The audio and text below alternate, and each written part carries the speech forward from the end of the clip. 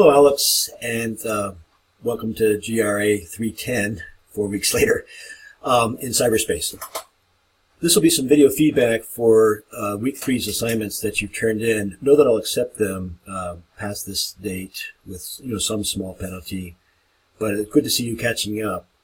I'll also talk about the wireframes. I'll begin the discussion with that, and I think 3.2 you turned in also the journal from earlier last week.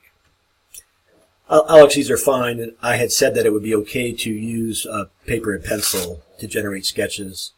I hope I'm looking at the right things. I think in all three examples, well, except for this one, you've got the navigation ranging down the left side. You can go with that. Just make sure that you keep it so it doesn't eat into the body of the page, and also that it can be seen on an initial screen, even if it's on a phone. Now, I didn't, just for entertainment's sake, it's not a requirement of the class. After you learn to put things on the web server, if you haven't already, start looking at them using whatever device you have handy, your phone, your cell phone, your iPad or tablet, somebody else's computer. Just call up the URL and maybe do a couple screenshots or something, but it'd be good to start looking at your pages on a wide variety of devices. It's part of testing them out. So good job on this. I look forward to seeing how your website develops. This is the big milestone, or one of them at least.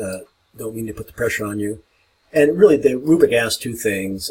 Is there a properly coded sitemap? Well, coded, they kind of snuck that in there.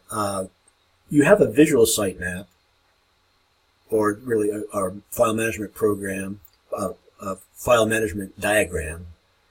I guess what I would want to see is a branching structure that shows what level each page is at. In other words, there would be the home page.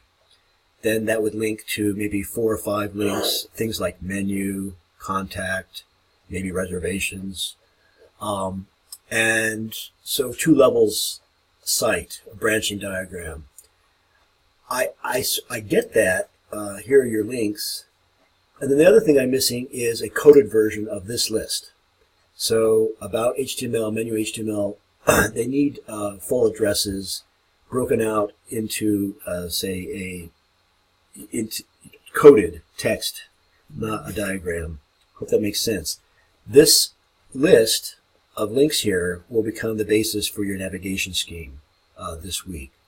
And it's a difficult hurdle to overcome. I think the biggest thing for you to do right now is to perfect FTP, in other words, transferring files to and from your web host. Alex, you've addressed each of the rubric prompts. You have identified, your client and your age range, income range, so forth. You've made some questions about to ask of not only the focus group but also your client, and practical questions like.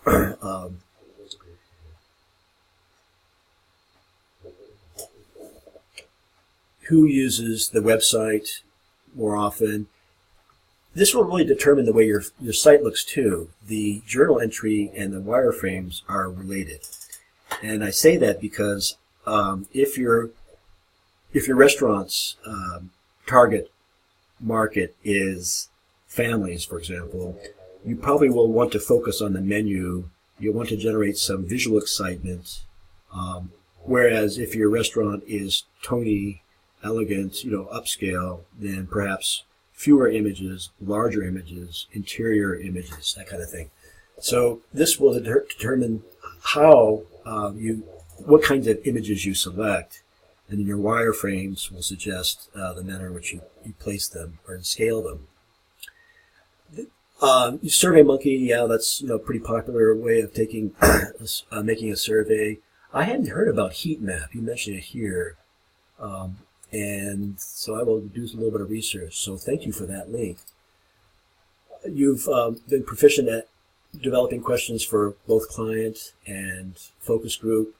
You've suggested other types of market research like the heat map, which seems to me to be a technological tool that one could use. Don't forget about the U.S. Census, Nielsen, and Google Analytics.